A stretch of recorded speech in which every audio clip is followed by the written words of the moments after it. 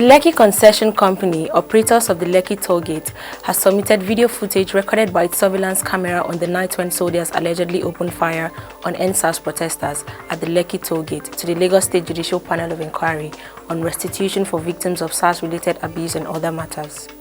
Hi, welcome to What's Happening. These are the top 10 stories now. At number 10, the Lagos State government may impose a new lockdown and return other measures if there is a recurrence of high cases of coronavirus in the state. This was contained in a press statement by the Director of Public Affairs of the Ministry of Health, Tombo Osun Ogumbawo, on Tuesday. The statement quoted the Commissioner for Health, Professor Akin Abayomi, as saying that many countries around the world have found it necessary to impose a second lockdown and restriction of movements, which have significant socio-economic and security consequences. The Commissioner further warned that the continuous flagrant disregard of safety guidelines by citizens heralds danger and may lead to a second wave of new infections in Lagos. At number 9, the race for the U.S. presidential election kicked off officially on Tuesday, opening in the U.S. state of Vermont. In addition, all 435 seats of the House of Representatives are up for grabs and 35 of the 100 seats in the Senate. The U.S. Elections Project estimates that nearly 98 million Americans voted early, a number that represents more than 71% of all votes cast in 2016. More than 63 million Americans are estimated to have cast their ballots by mail. Many of the final polls rolled in on Monday, showing the close race between Trump and Biden has further tightened nationally and in battleground states such as Florida, North Carolina, Pennsylvania, Michigan, Georgia, and Wisconsin. At number 8, the Edo State House of Assembly has placed 13 council caretaker chairmen in the state on indefinite suspension. Their suspension was based on their non-compliance to the resolution of the House on submission of status of earth-moving equipment in their respective domains to the House as requested.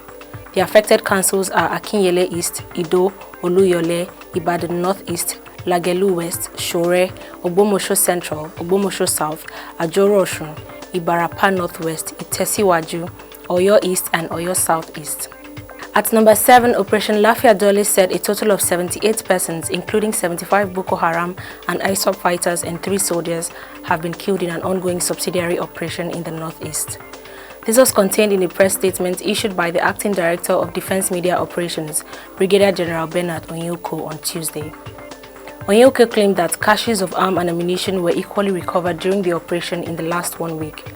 Weapons recovered from the terrorists include 6 gun trucks, 4 anti-aircraft guns, 1 PKT gun, 4 general-purpose machine guns, 1 automatic grenade launcher, 1 Dushka gun, 1 light machine gun, 48 AK-47 rifles, 1 locally made pistol, 10 AK-47 magazines, 136 hand grenade, 567 rounds of 7.62mm special ammunition, 448 rounds of 12.7mm ammunition, 50 rocket-propelled grenade bombs, 17 locally manufactured rounds, 3 shells for making improvised explosive devices, 1 smoke grenade and 2 belts of PKT rounds.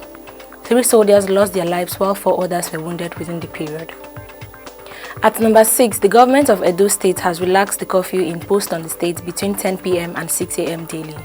This was contained in a press statement from the Special Advisor to the Governor on Media and Communication Strategy, Kuso Osage. The statement said the adjustment takes effect from Tuesday, November 3rd. At number 5, the Socio-Economic Rights and Accountability Project have threatened to sue the National Assembly and the Northern Governors Forum if any social media bill is passed and signed by President Muhammadu Buhari. The group said this in a tweet on Tuesday while reacting to a proposal by the Northern Governors for more social media regulations in the wake of the NSAS protests. The tweet says, "We'll sue the Northern Governors Forum and the National Assembly if any social media bill is passed and signed by President Buhari. Nigerians have a right to freedom of expression online. We won't accept any illegal attempts to interfere with that right. #No to social media bill."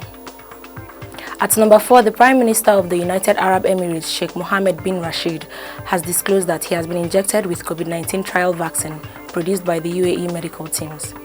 The Prime Minister, who shared this on Twitter with a photo of a health worker injecting him, said the teams worked relentlessly to make the vaccine available. However, he did not state whether or not the vaccine has been endorsed by the World Health Organization, neither did he reveal his COVID-19 status. At number 3, the Economic and Financial Crimes Commission grilled the former chairman of the Federal Inland Revenue Service, Babatunde Fowler, for the second time on Tuesday. Fowler was on Monday interrogated by the EFCC in Lagos for over 7 hours and was allowed to go home late at night on the condition that he returns on Tuesday. Confirming his return, the EFCC spokesperson Wilson Uwajaren said Fowler still had questions to answer, hence his return to the commission. The former FIRS boss is said to be answering questions over a revenue shortfall at the FIRS, as well as his alleged links to Alpha Beta Consulting, a Lagos-based company that helps the state government to reconcile taxes for a commission of 10%. The current management of the FIRS is also reportedly assisting the EFCC with information as regards Fowler's investigation. At number 2, the Senate on Tuesday queried the Minister of Information, Lai Mohammed, over a controversial project fully funded by the Ministry of Finance for execution by his ministry in the 2020 fiscal year.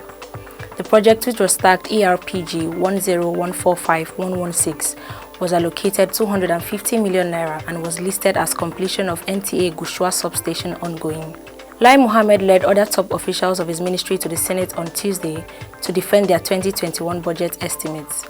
The chairman, Senate Committee on Information, Abdullahi Sankara, said even though 100% of the funds had been released, the work was yet to be done. The controversy over the project began when the minister explained that the project was sponsored by a lawmaker as a constituency project and inserted the same into his ministry's 2020 budget. The lawmakers, however, took turns to query the minister over the project, insisting that it was not a constituency project. Finally, at number 1, the Lekki Concession Company, operators of the Lekki Tollgate, has submitted video footage recorded by its surveillance camera on the night when soldiers allegedly opened fire on NSAS protesters at the Lekki Tollgate to the Lagos State Judicial Panel of Inquiry on Restitution for Victims of SARS-related Abuse and Other Matters. The Managing Director of LCC, Abayomi Omomowa, submitted the video footage to the panel on Tuesday. The panel had last week Wednesday invited the LCC to testify before it, but the company claimed they could not appear before the panel because they had no legal representation. The LCC had also promised to present the footage recorded on the night of October 20th to the panel. Tendering the video footage on Tuesday, Omomowa said the CCTV stopped working at about 8 p.m. on that day. Always remember to wear your mask, wash your hands and stay safe.